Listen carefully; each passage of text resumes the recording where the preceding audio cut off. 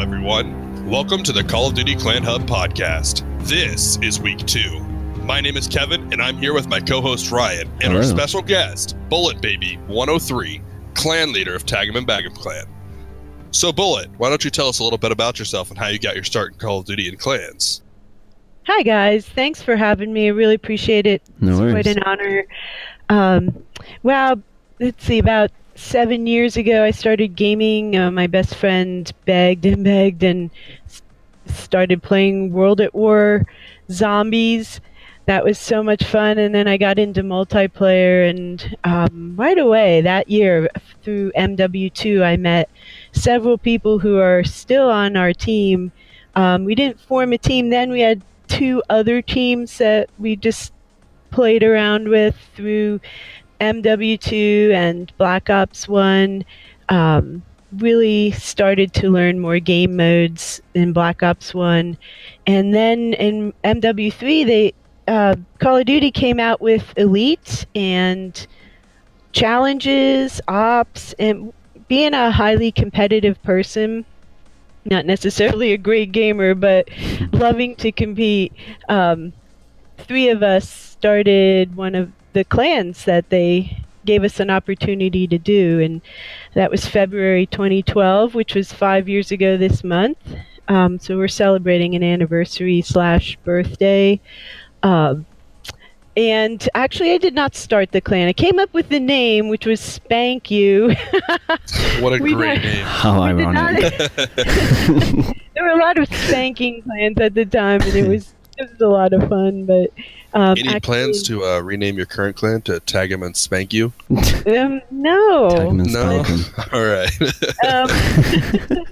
It's an option on the table now. You heard it here first, guys. Any designers out there, if you're looking to create a new logo, we got you right now. Oh, you could have a lot of fun with that one. Mature audiences only. TGSG. Why? Why? Actually, My bad. the guy who started the clan right away found himself too busy and passed it off to me. That was Dustin Harwood. He's got the ball rolling, so to speak, and a brother of one of our longtime members, Silly Crazy Monkey. His brother's FedEx. And there were 3 of us. That's all. And we started doing these and thought, you know what? We need some more people. So we got on You Finished and Silly Crazy Monkey, and he brought with him his clan, which was the Mountain Clan, and that whole team joined us. And we started picking people up who've been here forever, like El Kangri, and we've had Octoon Castile, Velo 2 and 4, Nate Wayne, literally with us for 5 years now. And at the end, it's really kind of funny. At the end of MW3, Monkey called me and he's like, you know what? We're pretty good. I think we ought to take this to the next level, but we need a better name. So we started a weeks-long process of picking another name, and it ended up being TagMnBagM. It's still kind of campy, but a little bit more. No, I think it's great. I think it's awesome, yeah. We couldn't find a good spelling for it because there were actually a lot of TagMnBagMs, and we didn't think twice about, well, we can't be what we shouldn't be, I Right. mean, lots of other people were. So we just came up with a weird spelling for it that really did the ops and challenges quite seriously the next year and ended up 46th for PlayStation at the end of it all. So we were pretty That's happy awesome. with that year. Yeah, and then the Ghost came around, and that was a whole new thing, and a lot happened to our team in that year. It was a big evolution year for us. Some things pretty bad, and they helped us grow, actually. They ended up being good things. Yeah, I think that every clan has their ups and downs. It's kind of what makes them who they are now. Yep.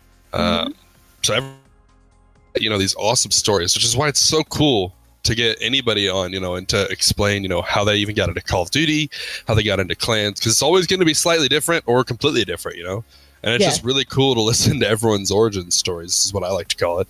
Jesus, that may sound. It's just really cool to listen to. Like, I could sit here and listen for days just on different people's, like, how they got in. Like, it's It just is so fast. crazy. Yeah. Every story is different. Yeah. I look forward to hearing more stories from other teams because it helps you in the end. Usually run across the same problems eventually. Exactly. Everybody's story is Right. different, but at one point, Yep. everybody can relate to each other. Exactly. Yeah. So everyone knows those ups and downs, whether they be slightly different or completely different. They're all on the same level, you know. Yeah. Everyone Yeah. has these points where people leave the clan, where something happens in the clan that's not good, where something happens in the clan that's awesome. Just these cool stories.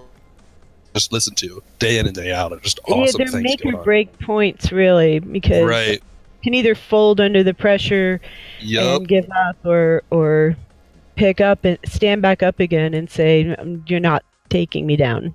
Exactly. Which is so cool. Yeah, it's the best feeling to, especially when you get to the other side and you're like, yeah, you didn't. Yes. We made it. I completely concur with that. I'm 100% in agreement with you on that. That's awesome. So I mean, with that being said, you know, this is our special guest for the week, and TagMnBagM Gaming is awesome. Just shout out to Agreed, them. Really quick. 100%. Our right Really hand cool. women Woman. and men. Yeah, girls. They're not all on our- women. All women. Okay. They're not just one. So kind of hitting here.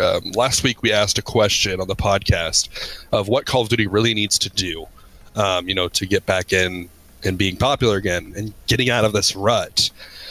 Didn't get a whole lot of answers, but you know, that's understandable. It's a new podcast. I completely understand. You know, this being week 2, the main one that we got was actually from Vanguard of Vengeance's clan leader. His name is Vile Self. We got this comment on YouTube.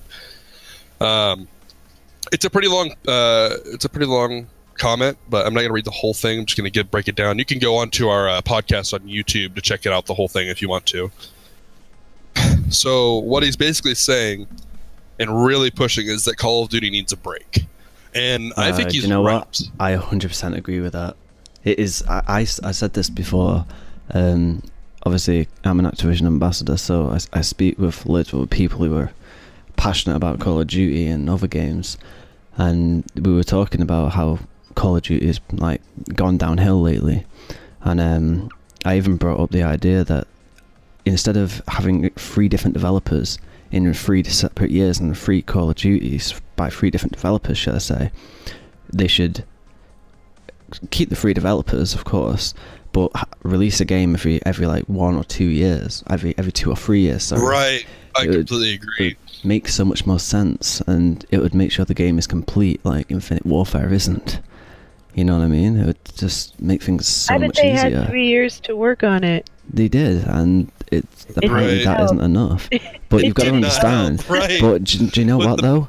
What makes me impressed about all these 3 developers is that they can literally take a whole game in 3 years and develop it out and publish it in 3 whole years, whereas it takes most developers 6 to 7 years to create a full base game and release it. Like, that's impressive. Right. You got to give props on that. It's true. I mean, it just feels like half the games are incomplete now, and it's not cool. And another good point that he makes on that same comment here is that we can consider Infinite Warfare our break. So basically, and I'm agreeing with you on this, is that Call of Duty as a whole needs a break. His suggestion is more that we need a break from Call of Duty, because even though if we consider Infinite Warfare as our break, it doesn't really change the development cycle or anything, like to give them more time to make the next Call of Duty. But you know what it does do is allow us to get our mind off of it and come back to it fresh, which probably actually I can agree with it on this one because of the news of the next Call of Duty being boots on the ground. So I can definitely here. Bullet, what's your take on all this? What do you think is best for Call of Duty?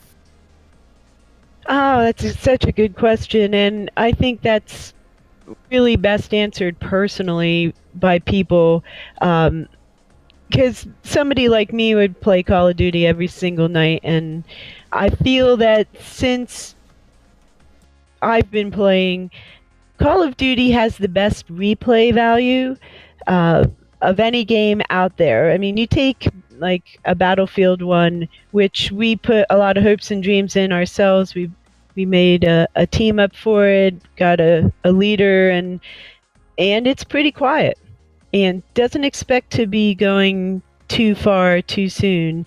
But you come back to Call of Duty and it's a different game every game. It's a different night every night, and it just has that replay value. Even when it's running poorly, people will get off it, they'll play an old Call of Duty, and they'll come back the next night. And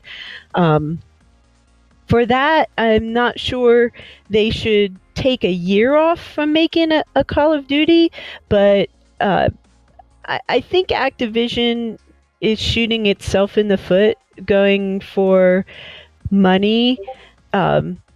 Money, money can kill a game franchise like that. Absolutely. No, I completely agree with you on that.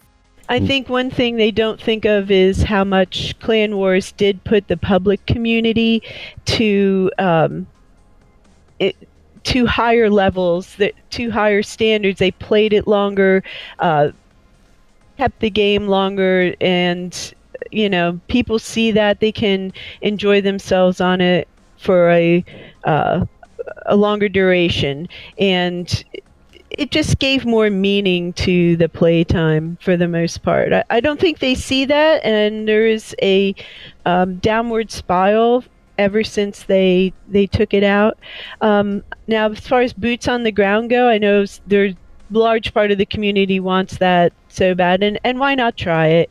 I have a feeling personally it's going to slow the game down, and hopefully they'll come up with some mechanics so that it doesn't feel slow. That's what we talked about last week, actually. Right. How people are so accustomed now to the advanced movement system that when they bring out a boots on the ground game, nobody is going to like it because they're going to be like, I want the advanced movement system back. This is what we're used to. Give it us. And then it's just not going to win. Having played it so much for so many years, I remember back in Ghost, people saying to me, you know what, Call of Duty's getting boring. It's just the same old game, and right, and so they came out with Advanced Warfare and all this movement, and you need to have a period of time to adapt to it. You can't be playing a game and expect to master it immediately. I mean, it's part of the fun. Learn to master it. And I think that's the biggest mistake I see in the community. Instead of trying to adapt to what it is, people complain of what they wanted and what it was. But then they start complaining about that. So, you're just not going to please everyone. Well, that's it. Everybody wants something different. It's just not feasible to give everybody what they want.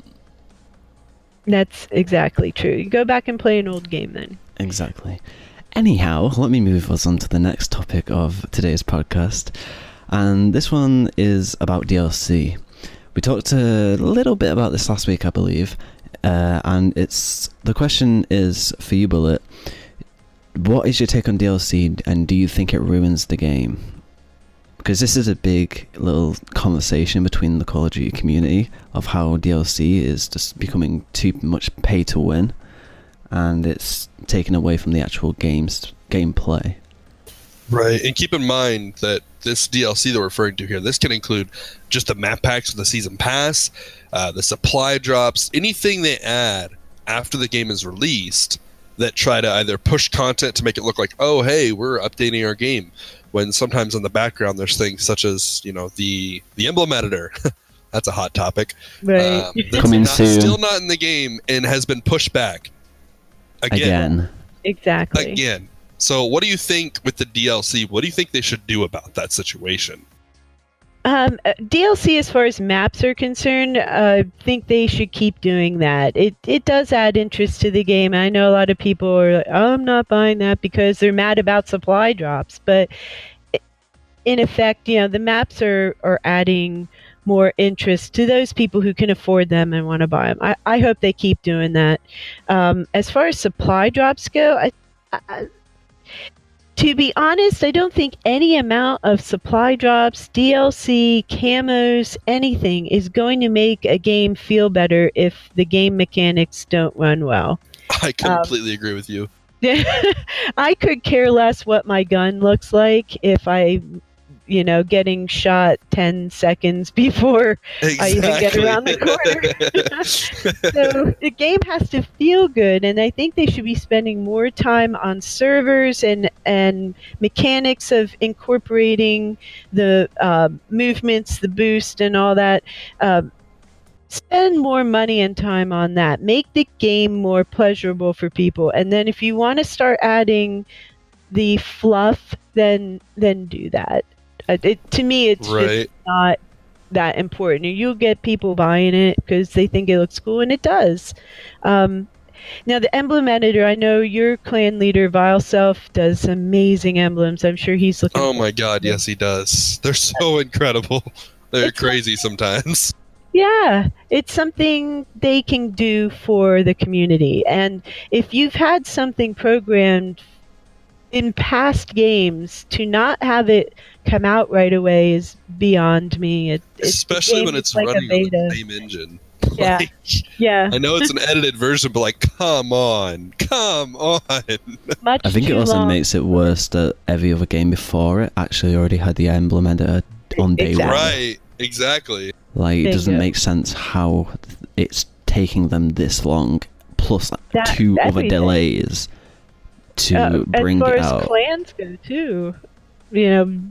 Partying up. You've done this for years. Why was that such an issue? Right. The fact that partying up is an issue, but they have 137 camos in the game. Like, why? I think one of the reasons why it is because whenever you look at an update, like let's say an update to a game, and you see all this content being added, it's like cool, and it's kind of flashy. It's like, oh, look at all these things that have been added.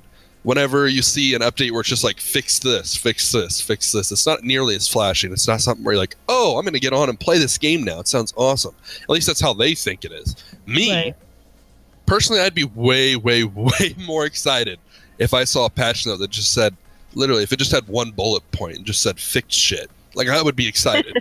Because none of them fix anything. It just breaks everything. If they were to come out with an update that just said that, I would be excited. More excited than like being 100 camos added or some bullshit. Exactly. Who cares about? There's no balance. Exactly. Absolutely not.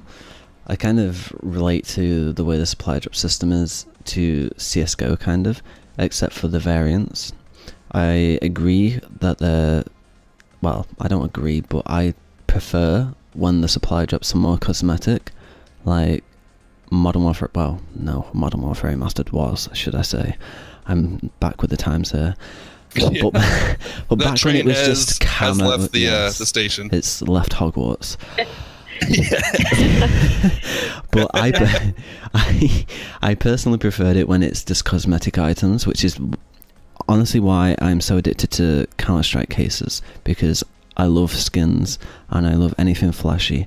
But when it comes to a point where they're adding more content into the game, which is pay to win, such as different variants that gives you more of an ability than somebody with an original. I don't know any other guns in the game because I don't play it, but from an original gun to a variant gun, I don't like how they're doing it where it's more powerful than the original.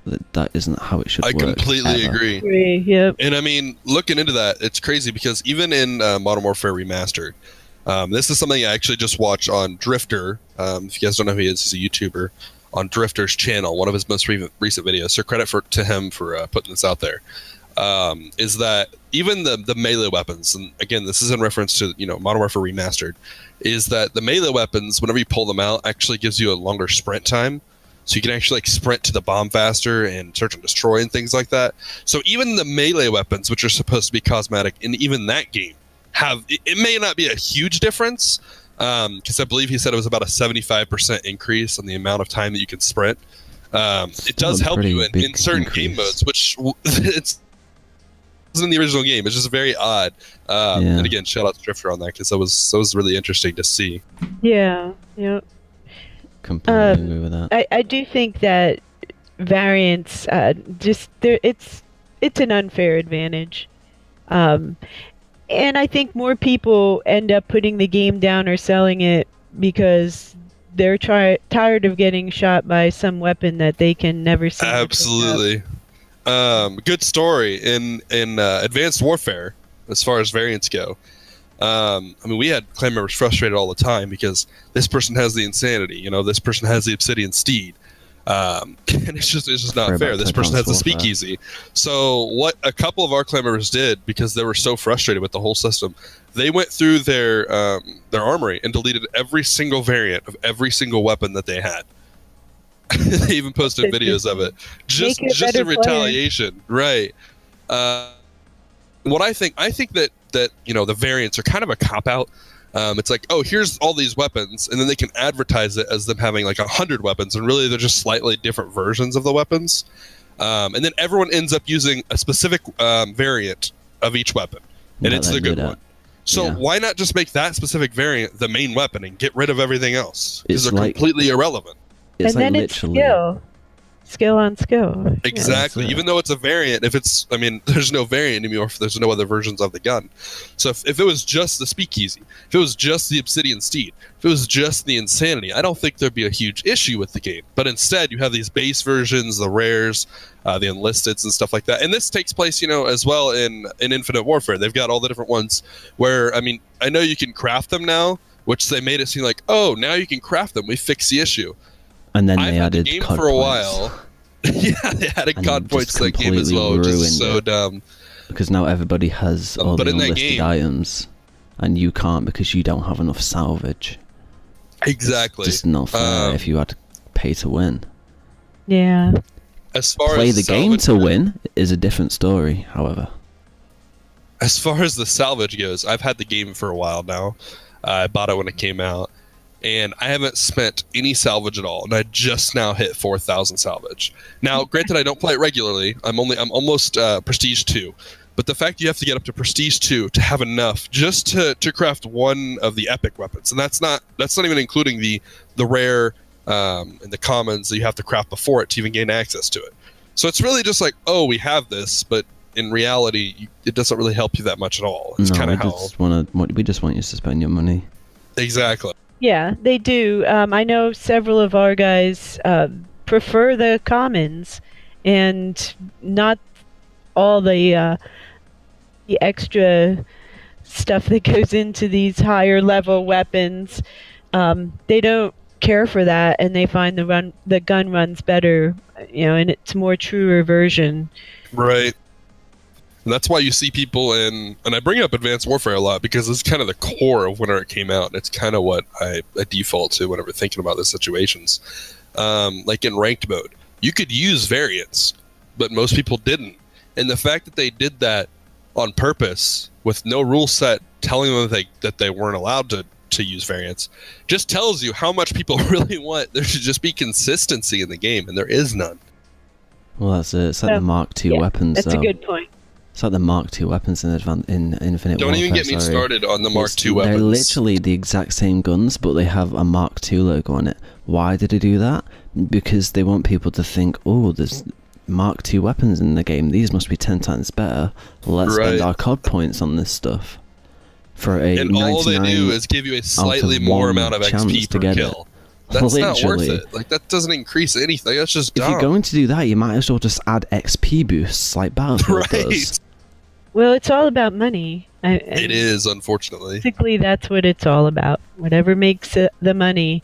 I'm not sure it's a great long-range game plan for Activision, but they're seeing results up front, and as long as they still keep seeing results, they're going to keep doing it. But they had good results before they even added supply drops in Advanced Warfare. They were one of the best-selling games, one of the most highly anticipated and look at Infinite Warfare now. Yeah. It's in a sad Infinite state. Warfare is the most unsold game ever in Call of Duty history.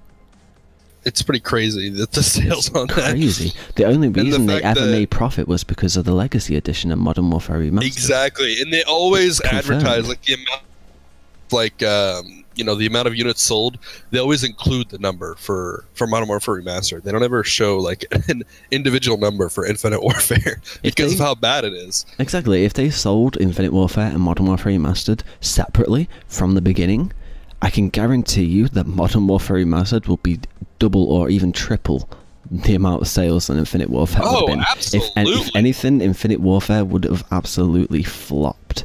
The only reason Infinite Warfare has got purchases, really, is because it was bundled with Modern Warfare Remastered. Exactly, which is so it's crazy. Sad, but really true. Thankfully, they're bringing the game around. I hope so. It's finally getting to a point where it's more playable more often, and I think MWR is, I don't know, it's still very popular, but I think IW's come up to meet it somewhat. Taken too many months to do that, in my opinion. What's funny And though? Go on. And with all this being said, like as far as how it's really all about the money, as was mentioned here previously, and I completely agree with that. Is the fact that the developers, why don't they listen to us? Like why? Like you would think that even financially that would make more sense. I understand the supply drops probably bring in quite a large amount of money, especially the first time they were introduced. But why does it seem like we're so out of the loop? Like why is that okay? Can I just stop you there a minute? Yeah, for sure. The one developer, and I say this out of the four, one's a publisher but controls it, but the one developer who actually I think does listen to us, and they're new, is Raven Studios. They've listened to us from the start. Regardless of the supply drop thing with the weapons that they've recently added, which was probably Activision's part and ours, exactly. or theirs. That's most likely they have Activision. 100% listened to us on that game, and they did a great job. Right, because they've responded to people on Twitter. One person I saw tweeted at them, "Hey, are you gonna have clans in the thing?" They're like, and they responded to them, and that in itself was like, whoa, okay.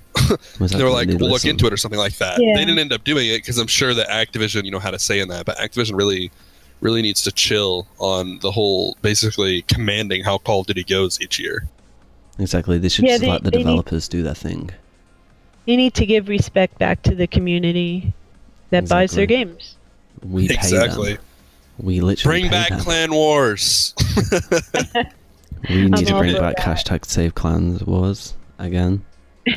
Clans matter. Clans matter, yeah, that was it. And they do. It's not just a hashtag. It's not just a, just we were thing. trending, for Christ's sakes. That's or a how way big to, the community right. is. And it's not just a way to group it. It's literally they matter. Like the fact that I've seen some clans that have just disappeared off the map now, and oh man, that's just so sad. I know. Even though we might have had a rivalry with them before, even though we would have been like, we really need to beat this clan or something like that, because there's always something like that going on, and it's not like hateful or anything. It's friendly competition, which is proved because the way that clans interact now without there being competition is exactly what I thought it would be, and then that's a good thing. Everyone is very friendly to each other. Everybody supports each other, or we've all got each other's backs. That's how it should be. Yeah. Exactly. And I mean, the only point there should be any like competition or anything like that would be during Clan Wars or something like that. And we used to have that, and the fact that's gone, it's ruined some clans. Some clans have just become, they just stream and stuff like that, which is cool. It's awesome. I just wish that there was more going on. Yeah. Well, I think you have to also be at the point where you realize that clans are not only competition; they're brotherhoods, really. Exactly. You can have many teams within your clan. I know there's a movement now to not say the word clan anymore, but say the word team. And you can call it what you want, but if you don't support each other and the community, you probably will fall by the wayside, because it's really about support and playing together. And exactly. And I mean, that's one of the reasons why I started up, the Call of Duty Clan Hub. It's because I wanted everyone to have a place to come together.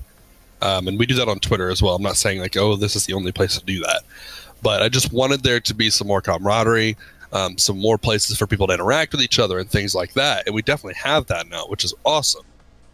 Yeah, I want to thank you guys for doing so much for free, may I add, for the community and to move things along, help other teams out. You've helped us out tremendously, and just want to thank you both for taking the time and effort and money to do all this. It's Yeah, thank you. We appreciate pretty that. cool. Yep. Hopefully, people will recognize that and Right. And I mean, the reason, again, the reason we're doing it, it's not like, hey, we need attention, so let's put as much money into this as possible. Whatever amount of attention or however many people, watch the podcast or listen to the podcast or go to the website, it's cool. It's fine with me. I don't, it's not a huge deal on how many people do it. I'd like for them to be a lot of people. But I just enjoy, it's just fun to do. We enjoy doing it. And I think that's what, has partially made it successful.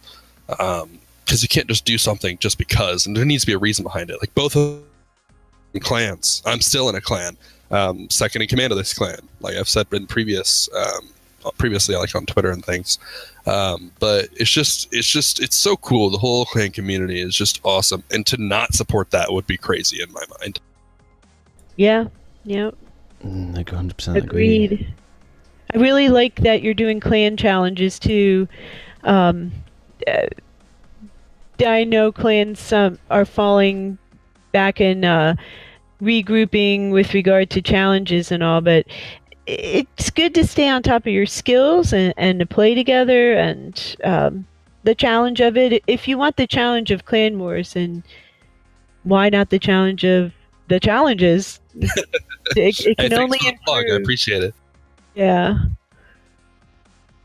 Well, thank you as well for supporting us so much. Yeah, absolutely. Just the support in this community is insane. Like, I don't understand how the developers of these games don't see this. Like, the amount of Twitter presence that we had when we did, the Save Clan Wars and Clans Matter movement, it was insane. And the fact that we got no response from that was a slap in the face. It was crazy. I don't understand how they could possibly ignore something like that. Yeah, indeed. That was a slap. But you have to stand strong and make your own fun, as you guys did with these challenges. And I know we do tournaments. We've gone the way of comp a little bit more than some teams have, but we want the competition. But you have to make your own merry, so to speak. Yeah. Yeah, I completely agree with that. Do you guys have any other remarks that you think we should talk about here? I mean, not personally. I'd just gone off what I wanted to talk about in my notes. What about you, Bullet? You got anything? It's your show. I'll leave that in your hands. I think we've gone over quite a lot of good stuff here. Show. I want to thank you, Bullet, for coming on. Again, she's the clan leader of TagMnBagM Gaming at TGBG Clan on Twitter. Follow them. Guest. Do it now. They're awesome. Thank you so much. No Thanks problem. for having They're me. Awesome. Hey, no problem. It was glad to have you. Oh, awesome talk. Before we wrap up, would you like to showcase your new website? Oh, it's pretty dang amazing. I can concur with that. Some stuff is cutting edge. Our record room, which people might not think to go to, is I think it's awesome. Well, yeah, it's a nice memory. I took a lot of notes from Clan Wars, and it's all in there, including some names and stuff like that. It makes me wish I would have taken more notes and things like that. But you can go there and find out what's going on with the team. I know we'll be having information on our next charity event soon and our next tournament, which we try to do every couple of weeks. Which you should start telling us about. So Len, too, if you're looking for gaming links, there's a button on that. If you want some of the team's Twitches or to watch our Twitch, it's right on the website there and our latest video. So thanks for the plug. Yeah, it's just tgbggaming.com. Appreciate that. It'll be in the description of all the links as well. Absolutely. Thank you. You guys are the best. Appreciate it. We try. I appreciate that, for real. So I think we've gone over a lot of good topics today. We did indeed. Check out TagMnBagM Gaming. Check them out Twitter, their website, all that awesome stuff. They got charity streams. They've got tournaments. They've got awesomeness. Thank They've got Bullet. So before we off, I want to go ahead and do something a little bit different on this one. I'm actually going to do a giveaway. It's going to be this time. It's going to be a North American code. It's going to be a $10 PSN North American code. Which if you're if you're on Europe side or if you're on Xbox, I apologize. Just going to be, it might change next week. You never know if we do one. It's not guaranteed that we'll do one every single week. But for those that have stuck around and listened to this whole thing, I completely appreciate you guys.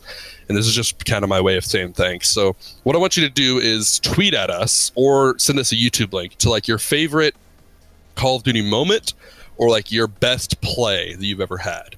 And I'm not going to go off of who has the best play, just because I want to make this as fair as possible to everyone that's listening. So if you have a really cool play, I'd love to see it. Absolutely. We might even retweet it and feature it because that's awesome. It could be your favorite moment from a campaign moment in Call of Duty, just from the Call of Duty YouTube channel or something like that. It doesn't have to be anything, just your favorite moment in Call of Duty or like your favorite play. And I'm going to go through all those and I'm going to randomly select one of those people that have selected, or have inputted or submitted a response to this and give someone that code. And again, the good part about it, if you're not the greatest Call of Duty player of all time, that's perfectly fine. I completely understand. Just let us know what your favorite moment is. If you don't have a video of it, just let us know what it is in text. You can just put it on our YouTube channel as a comment, or you can even tweet it at us. And I will go through those, and on week 3's podcast, I'll announce a winner. And after we launch that podcast, I'll get you that code. Can I enter? Can I donate a code for your next one? If you want to. Next giveaway, I will. I'll put it in DMs for you. That would be cool. Oh, damn. Sorry, EU, but it will be North American only. But that's the problem with me as well. I can only buy EU codes. I can't buy NA codes. So he has to buy all of our EU giveaways. I'm sorry, yeah, basically. I have to just support the EU side. United Kingdom. Let's go. Do you guys we'll have figure something out. Yeah, I'm gonna need to pay him on PayPal for a couple things. You need but to pay for a lot of things on PayPal. Yep. Anyway. If you're there, donate to COD Clan Hub. Will help. Yeah, I appreciate that. All right. Well, with all that being said, if you guys don't have any closing remarks, just thanks for joining us here. And I think we're going to wrap it up with that. We are indeed. All right, thanks for having me, guys. You're welcome. Thank you for coming on and being our first guest. It was awesome to have you. It was indeed. Always. All right. Well, this is Call of Duty Clan Hub signing out. Adios, amigos.